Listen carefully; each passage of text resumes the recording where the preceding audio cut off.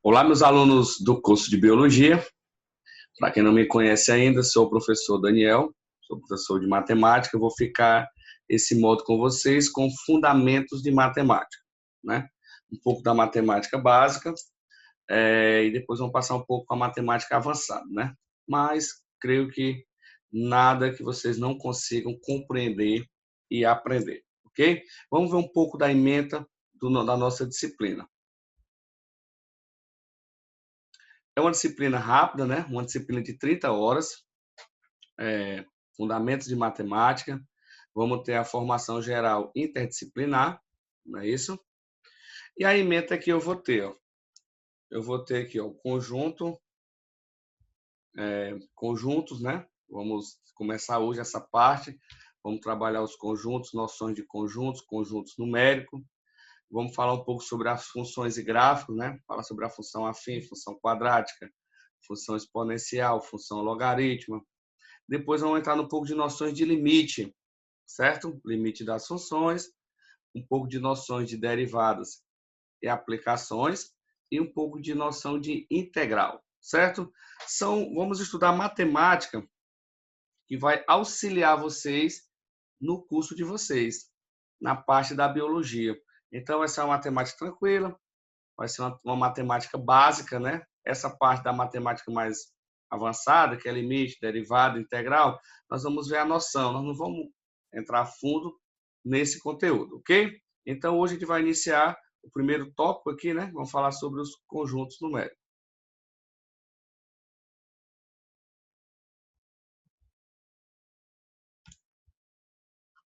Vamos lá. Então, nesse caso aqui, nós vamos falar sobre a introdução da teoria dos conjuntos. Como eu já disse, sou o professor Daniel, então vamos lá. Primeiro, definição de conjunto. Toda matemática é formulada na linguagem de conjuntos, certo? Portanto, a noção de conjunto é a mais fundamental e a partir dela todos os conceitos matemáticos podem ser expressos. Então, o conjunto, a gente vamos ver mais na frente, que é a parte inicial, principalmente se tratando das funções, porque toda função, nós vamos ver que todas as funções, elas são uma maneira diferente dos conjuntos. Então, toda função a gente pode escrever na linguagem dos conjuntos. Então, o conjunto é o pontapé inicial para as funções. Todo conjunto é formado por um ou vários objetos, que são denominados elementos. Então, são os elementos do conjunto. De maneira geral, indicamos um conjunto por uma letra maiúscula. Então, a nomenclatura também é bastante importante. Então, os conjuntos, a gente vamos ver que a nomenclatura dos conjuntos é uma letra maiúscula. Vamos iniciar com pertinência. O conceito de pertinência procura relacionar um elemento com um conjunto. Para representar um elemento pertencente a um conjunto, usamos o símbolo, esse Ezinho maiúsculo. Quer dizer o quê? Que um elemento pertence ao conjunto. E para indicar que um elemento não pertence a um conjunto, usamos o símbolozinho com o tracinho no meio. Então, o Ezinho com o tracinho no meio. Gente, uma observaçãozinha aqui para vocês. Quando eu falo elemento e conjunto, é o símbolo de pertinência. Então, se eu digo que um elemento 2 pertence a um conjunto A, eu uso o símbolo de pertinência. Mais na frente, nós vamos ver o quê? E quando eu relaciono conjunto com conjunto, a gente não usa a simbologia de pertinência, e sim a simbologia de estar contido. Quais são os tipos de conjunto? Eu tenho conjunto unitário, conjunto vazio, conjunto universo, conjunto finito e conjunto infinito. Quem seria o conjunto vazio? Unitário, né? Posso escrever aqui, ó, que um conjunto unitário teria o quê? Vamos botar um conjunto A, é unitário, é um conjunto que tem apenas um elemento. Um conjunto vazio. Gente, conjunto vazio, tem duas maneiras de fazer esse conjunto vazio. Primeiro, eu posso colocar aqui um conjunto vazio, ou eu posso escrever esse conjunto dessa maneira. O que é que eu não posso fazer? Eu não posso pegar esse símbolo e colocar dentro do conjunto. Por quê? Porque ele perde a nomenclatura de vazio e passa a ser um conjunto unitário. Ou vocês usam essa bolinha com o tracinho cortado, que simboliza também conjunto vazio, ou vocês usam essas duas chaves sem nada dentro. Conjunto universo. O conjunto universo é um conjunto maior do que os demais. Nós vamos ver principalmente o conjunto universo quando a gente for trabalhar complementar, quando a gente for trabalhar diferença de conjunto, que são as operações envolvendo os conjuntos. Quem poderia ser um conjunto universo? Os números naturais. Conjuntos naturais poderia ser um conjunto universo, onde eu vou ter dois conjuntos menores, que seria o conjunto dos números pares e o conjunto dos números ímpar. Então, conjunto dos números pares, conjunto dos números ímpar, e posso dizer que o conjunto universo seria os naturais, que é justamente um conjunto maior do que esses dois. Conjunto finito. Conjunto finito é um conjunto que a gente pode enumerar todos os elementos. Posso colocar aqui, ó, 2, 3, 4, 5.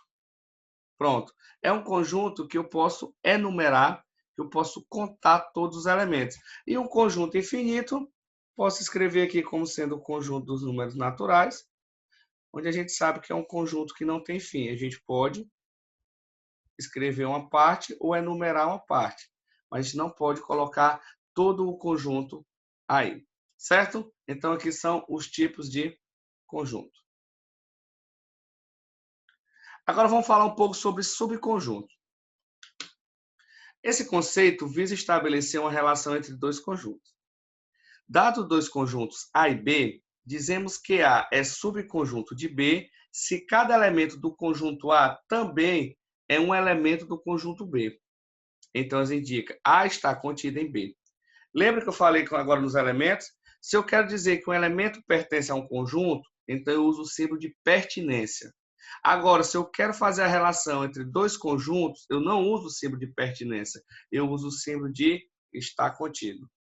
Então, nesse caso aqui, ó, eu tenho o quê? Que A está contido em B. Nas nossas palavras, eu posso dizer que A está dentro de B. Então, nesse caso, a gente pode fazer aqui um exemplozinho. Quem seria? Eu vou botar aqui um conjunto A. Não, vou botar primeiro o conjunto B. Conjunto B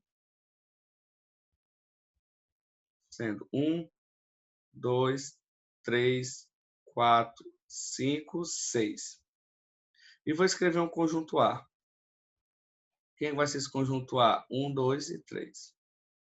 Então, gente, o que é que a gente percebe aqui? A gente percebe que todos os elementos de A são elementos de B.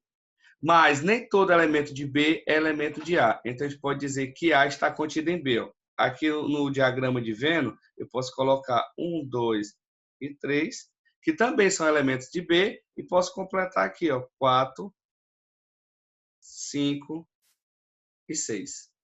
Então, dessa maneira, a gente escreve que A está contido em B. Então, significa dizer que A está dentro de B. Professor, eu tenho uma dúvidazinha na hora de usar está contido. Gente, o macetezinho que eu sempre dou para meus alunos, a parte aberta é sempre para o maior conjunto. E a partezinha fechada é para o menor conjunto. Porque se é subconjunto, ele é menor do que o que está fora dele. Então, o macetezinho, essa parte aberta sempre por maior. Vamos ver um pouco das propriedades. A primeira é reflexiva. Quer dizer o quê? Que todo conjunto está contido nele mesmo. Então, se eu tenho um conjuntozinho A, se eu tenho um conjunto A, que é a primeira, se eu tenho um conjunto A aqui, ele está contido dentro dele mesmo. Então, aqui eu posso dizer ó, que A está contido dentro dele mesmo. Então, todo conjunto é subconjunto dele mesmo. Segunda parte, a transitividade, que diz o seguinte: se A está contido em B e B está contido em C, então A está contido em C.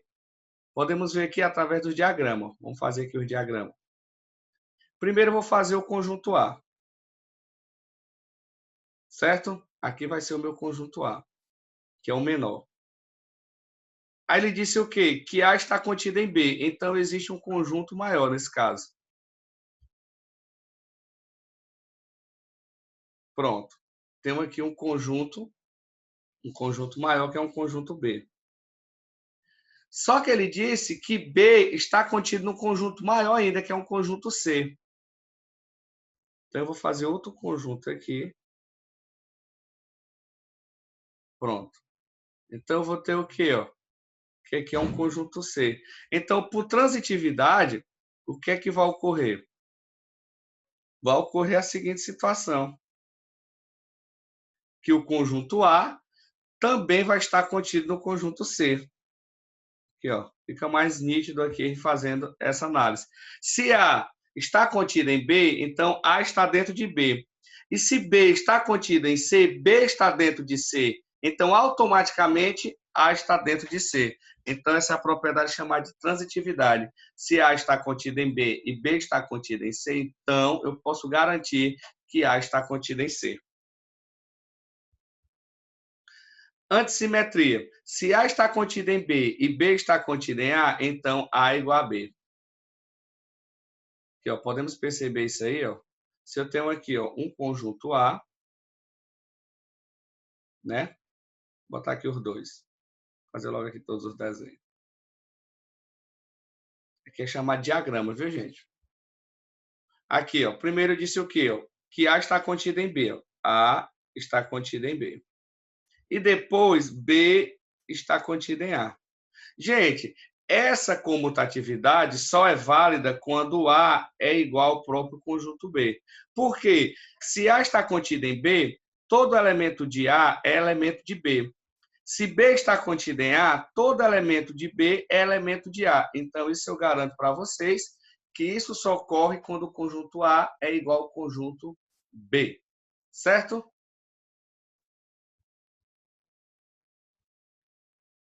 Pronto. Então, gente, vamos finalizar a nossa aula aqui.